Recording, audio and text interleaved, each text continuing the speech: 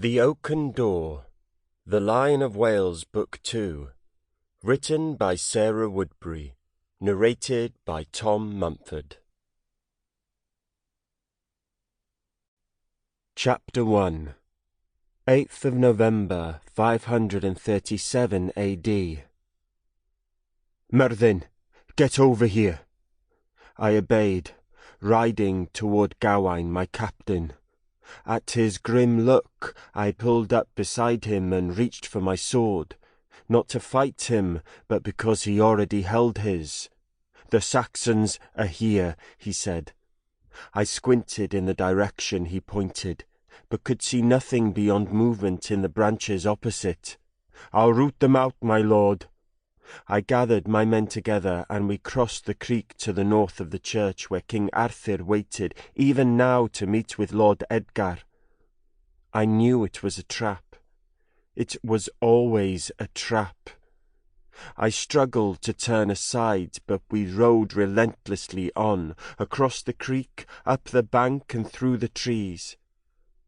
Once we left the protection of the woods, the arrows flew, and Ivan shouted that we must turn back.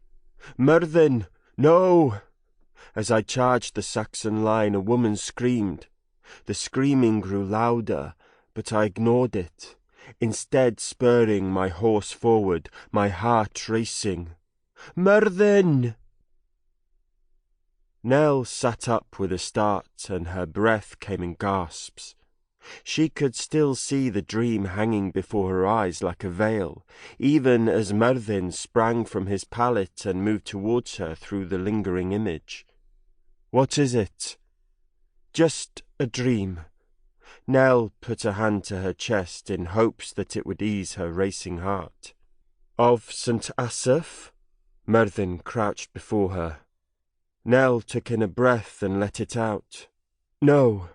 She lifted a hand to him, and he took it, warming it in his two larger ones.